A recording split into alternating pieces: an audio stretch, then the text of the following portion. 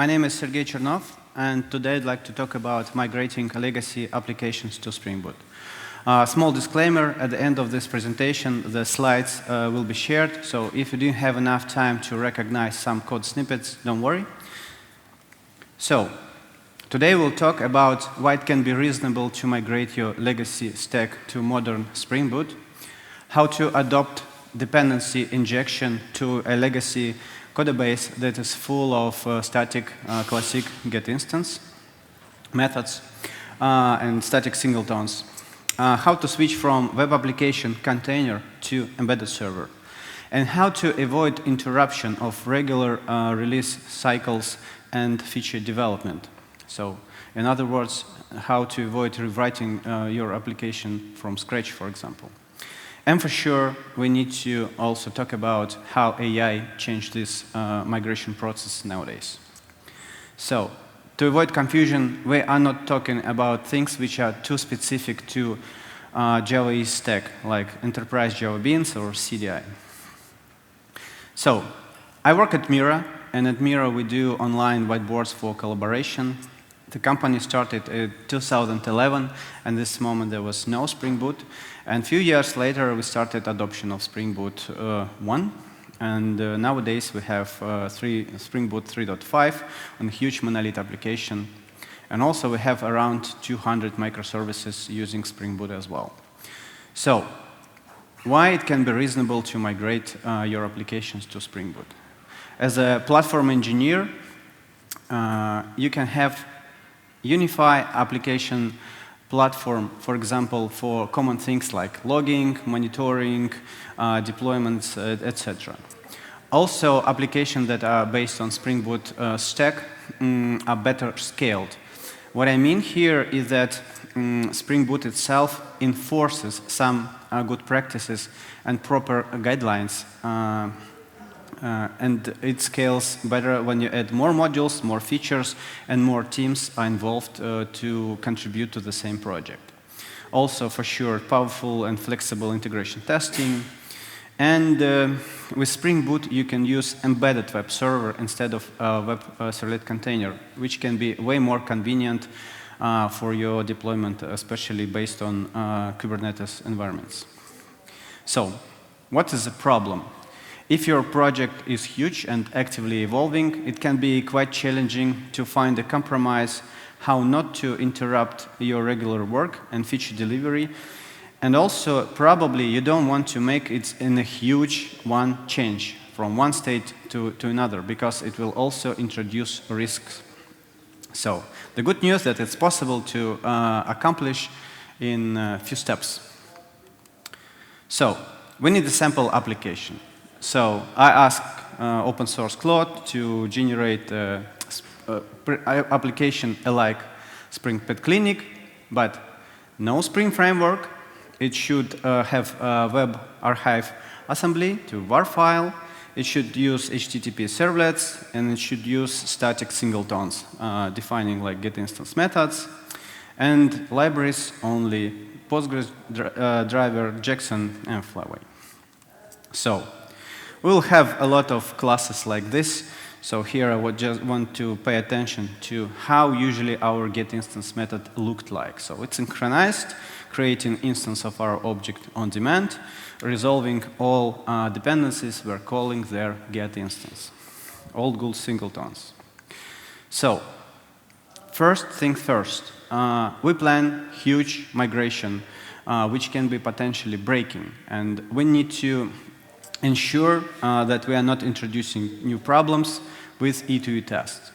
So, pro tip, if you're using Maven, you can use Carga plugin that will start Tomcat, deploy your web application there, then you run E2E tests, and then it shut down the Tomcat.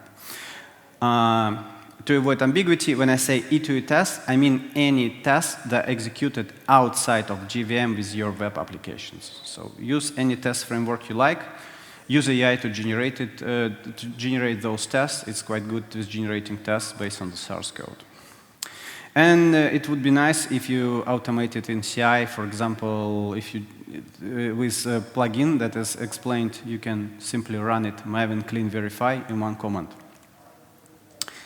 Okay, it's 2026, so I must admit that I had to rewrite original slides of my presentation and try to use AI, again in my case it was Claude, to migrate my application to Spring Boot stack.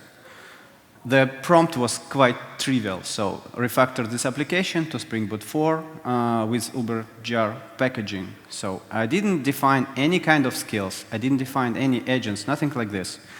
And surprisingly, it went quite well. So it made only 2 small mistakes.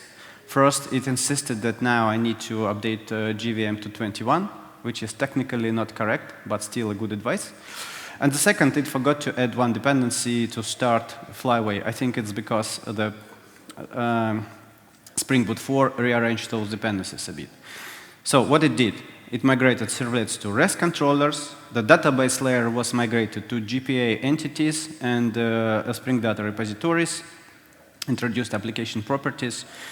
I would say it's quite good. So for example, if you prefer another database stack, you can specify what kind of stack you want. Also, I tried to discuss with Opus how this can be decomposed to multiple steps, and their advice is quite reasonable. So, my advice here, be pragmatic, try AI, but be careful, and especially take care with your E2E tests. So, if you decided to migrate yourself, or AI doesn't work for you, or maybe you're a control freak like me, let's discuss what steps can you help there. I recommend you to check Start Spring IO and generate application in the target state how you see it. So for example, if you want to use Spring Boot and Maven combination, you can see which is actual standard idiomatic approach to do this, which dependencies should be defined, which POM files should be inherited, or for Gradle files, which plugins should be applied. I used this a lot while preparing this presentation to see how my target application should look like. So, now we need to choose Spring Boot version. So actually, the first rule is that if you are still using JavaX namespace in your application, the maximum Spring Boot version is the second. But I strongly recommend you not to adopt Spring Boot. First, because Spring Boot is already does not release new open source versions. Also, migration from Spring Boot 2 to Spring Boot 3 will be way more complicated for you. So first, migrate from JavaX to Jakarta namespace. Also, ensure that your Java version is at least 17, ideally 25. So, now we have 2 options, like Spring Boot 3.5 and 4. Spring 3.5 is still released, but already in June of 2026, the end of public open source releases. Just keep in mind. So nowadays, I would recommend only one option, 4.0 or even 4.1, because it's already milestone 4, so it will be released pretty soon. Okay. Now we need to introduce dependency management for Spring components in our project. If you check projects that are generated with Spring Starter, they usually inherit a super POM parent, which is named Spring Boot Starter parent, which configures build plugins and dependency management. For many projects, it can be not an option, especially if you have your own parent POMs. So instead, you can use importing of the POM file, which name is a bit different, Spring Boot dependencies. Here, I'd like to pay attention that position of this declaration makes sense. The higher it's defined in your list of dependency management, the higher priority it actually has. So you need to find some compromise declaring your own dependencies and which dependencies you want to inherit from the Spring Boot. So, once you add this dependency management entity, set of your dependencies can be changed because now they are partially managed by Spring Boot. And it defines not only Spring Boot and Spring Framework, but also all related technologies, starting from Kafka, ending like Jackson. So what we need to do is to compare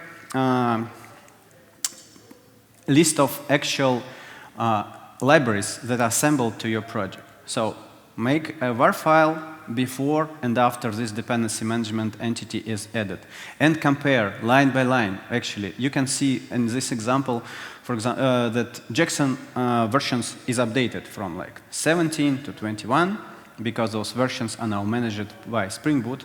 But also you can notice that Jackson, which is represented by a group of libraries, is now inconsistent. So this may lead to so-called jar hell and issues during the runtime. So check the list carefully. Also, not all libraries, including Jackson, are strictly following semantic versioning. So even if this looks like a minor update from 2.17 to 2.21, there can be a lot of breaking changes, not only binary compatible, but behavioral as well. Okay, so we made our first contribution. We added dependency management. What we do now, we build our application, run E2E tests, and we will do this on each iteration. Ideally, you make a commit, you make a release, and ensure that your production is not broken. Do not aggregate too many changes at once. Okay, next iteration is let's add our first Spring dependency. Dependency that we need is called Spring Boot Starter. So it brings basic Spring Boot components, all that is needed for Bootstrap, some Spring core framework, and also logging implementation. By default, Spring Boot is using logback. If you prefer log4j, you just need to exclude logback from dependency declaration here, and you will use log4j. So what we do again, we change the state of our project, we need to build it, run E2E tests, and ensure that everything is fine, because this can be quite fragile and side effects are unpredictable, even if you just updated libraries. So ensure you go safe, especially if your application is huge and has complicated logic. Also check that logging is working fine, because this may also affect logging configurations. Okay, classic Spring Boot application always has this class annotated as Spring Boot application, the entry point.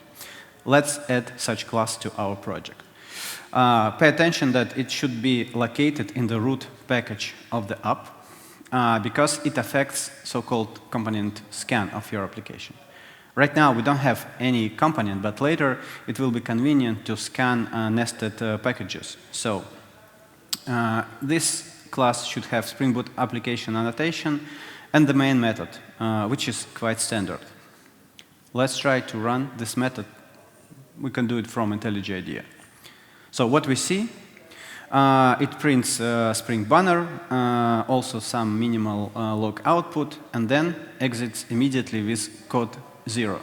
This is expected, because in current state, Spring Boot doesn't start any server, it doesn't start any thread, and this is normal that it exits immediately. Okay, this is success. Alternatively, something can go wrong. Actually, depending on the class path of your application, Spring can discover auto configurations that are present in the class path. For example, if you have Hikari, it will try to create Hikari connection pool, and it will fail simply because it will not be able to find environment parameters for the connection pool. So you need to inspect the log to figure out which actual auto configuration is failing. Just pro tip, you can enable debug logging for this class with this name, and it will print pretty detailed log. These auto configurations are matched, these are not. So you can spot which actual configuration is suspected. Okay, we figured out that it was data source auto configuration. What we need to do, we define exclusion. So run again. Now our application starts and exits immediately. What we do now, commit, build, release, go to next iteration. Okay, so now we need to introduce another entry point that will initialize our Spring Boot application. Actually, when we start our web application as an archive, it doesn't care about the main method in Spring Boot application, because the entry point actually is Tomcat itself. So we need to introduce some kind of helper, Servlet context listener. So what it does mostly is the same as a main method. It's just extracted to few calls. So it runs the Spring application, saves the reference to application context, and on the context destroyed event, it shuts down the context. So annotated web listener, or define it in your web XML. Okay, so what we do now?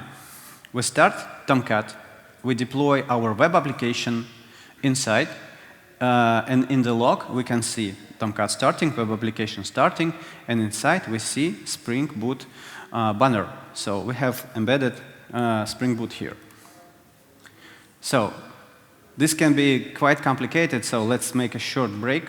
So we're in the intermediate state. We have embedded Spring Boot inside of web application, inside of Tomcat. Our target state is opposite. So our Spring Boot should bootstrap Tomcat itself and run the web application. But we will get to this point. Okay. Next thing is introducing static accessor to a Spring application context. Normally, this is a severe anti-pattern, and the usual Spring Boot application shouldn't have it, but I think most of us introduced classes like this. I did it several times. So it has like two helper methods. First is getBean to get bean instance by the class, and getBean with a string qualifier. This can be helpful if we have several beans of the same time in the Spring context. So for example, database connection pools, which have the same type but different names. So we need to initialize this holder. And the challenge here that we need to initialize it before Spring creates any kind of beans, because otherwise they will see an initialized state of this class. Probably there are several ways to do this. One that I found, and I think it's convenient, is to define implementation of the interface, which is called application context initializer. So it has only one method to be implemented that actually receives application context as an argument. So now we need to declare this class in a very special way.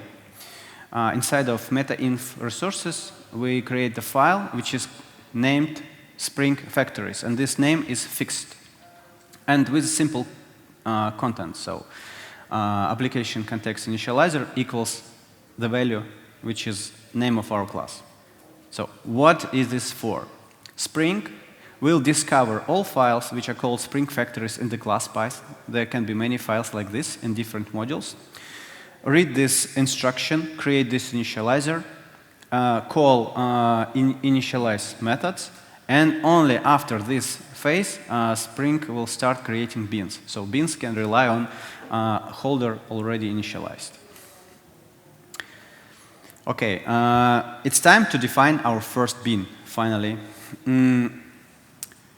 Which bean to choose? We need to find a candidate with no dependencies. So a bean that is usually using, for example, properties as a source of their parameters. So what you need to do? In my case, this bean, this class is database config, and database config had getInstance method, which was implemented like something like load all properties file, fill those parameters, and return the instance. We need to take all this logic and move it inside of configuration class, defining this as a bean. But there are callers of getInstance methods of our class, which we still preserve. And we replace original implementation that creates instance on demand to delegating to application context holder getBean. This is a temporary solution that will allow us to migrate in a few steps. So Now we declare more beans, slice by slice, beans that depend on database config, for example. Instead of calling getInstance like it was before, now we can receive those beans as parameters to the constructor of our beans. And declaration can be different. You can annotate it like as a service, you can create configuration and define it as import, or you can define bean methods, up to you. So, and again, we keep the method getInstance in such class, which only does delegation to getBean methods. But iteratively, you will get rid of those getInstance calls, and you can throw away those methods and the holder itself. So this will reveal few problems in your code if they exist. So for example, classes that mix different scopes. So what I mean, imagine like a business layer entity that contains some fields of the request or database entity, and the same class is accessing singleton. So if you will try to migrate this class, you will have this inconsistency, not matching those scopes. Normally, you need to rearrange those calls. So for example, calls should be just moved outside. Or in the worst case, you can create bean factories that will provide those singleton instances and create instances of such classes, not via the constructor, but with those factory helper methods. But I don't recommend to do this way.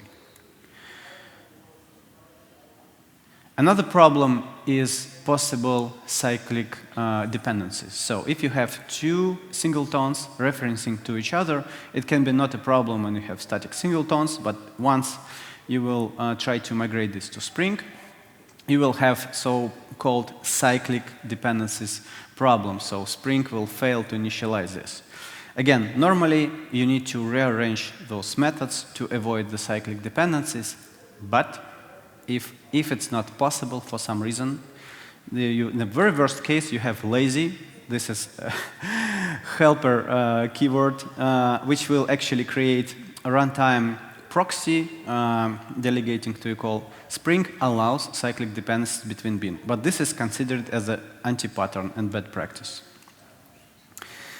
Okay, so we migrated already several beans. Now we need to migrate our servlet stack. So first, you need to use annotations instead of web XML. So annotations in Jakarta stack are, for example, at web servlet, at web filter.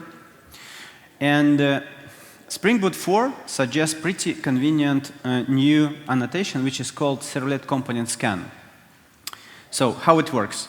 It will scan all your class paths, finding web servlets, web filters, web listeners, and other classes, and register them to your Spring context. So if you run Spring Boot application, it will register them automatically. Before Spring Boot 4, you could use so-called servlet registration bean. So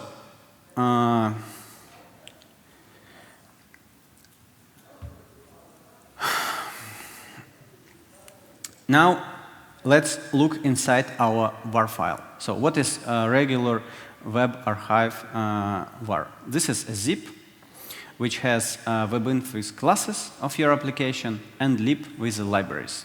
When you deploy your application, it reads descriptors, executes classes, and loads libraries. Spring Boot introduces extension for this archive. It's called ubervar. So how it differs? It adds another directory which is called lib provided, and also here in the root you can see custom launcher. So what's the trick here? If you provide such var file, deploy to a Tomcat, it will ignore this launcher, lib provided, and load it as a regular web application, as usual. But if you run pet clinic as a Java application, Java jar pet clinic var, it will check metainf that declares main class from this loader. This main class is aware that here in lib provided we have Tomcat, it will load Tomcat and deploy our application on this.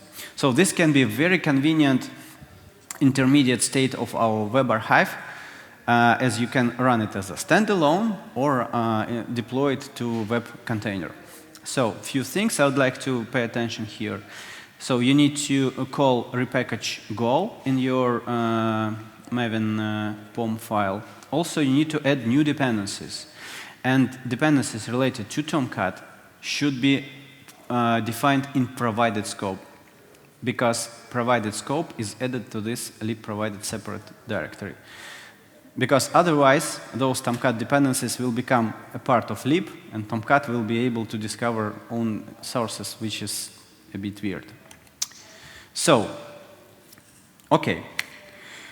Again, we do Maven build, we run E2E, everything is fine. If we run Tomcat and our web application is starting, it's OK.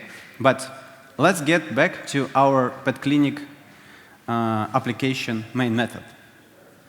Let's try to run it.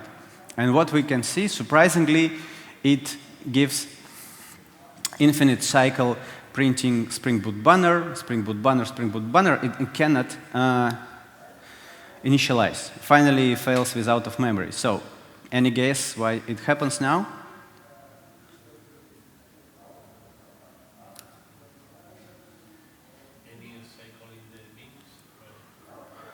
No.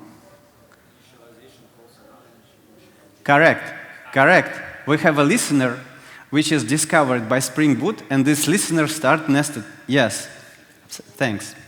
So we need to disable this logic. We need to keep it in case if your application started from the Tomcat. I believe it can be done in a less ugly way. So this is the first solution that came to my mind.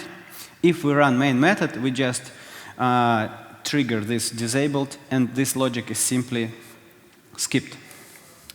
OK, so now we are able to run our application as a standalone. So we can run our var file as we can deploy it to Tomcat, but also we can run it as a standalone Java jar pet clinic var. So it will start Spring Boot, it will run Tomcat, and our application inside.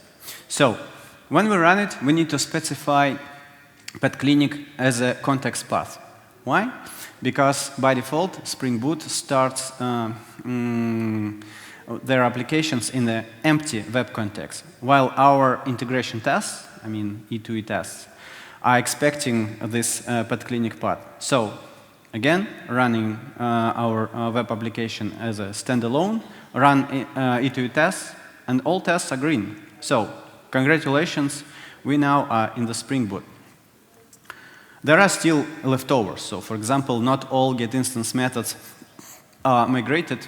This is not a blocker in case if you migrated all entry points, like HTTP servlets, maybe some others. So you need to migrate so-called, I don't know, let's call it root beans or entry point beans. And if they are already working in Spring Boot, everything else will be resolved in a way. But eventually, you need to get rid of those old-fashioned get instance static methods from the holder. So you don't need to keep the static reference to your application context. Later, you can migrate controllers to REST, migrate your servlets to REST controllers, and leverage another nice Spring features. So a few conclusions here. So yes, this is doable. You don't need to create an immense change. You can reduce your risk.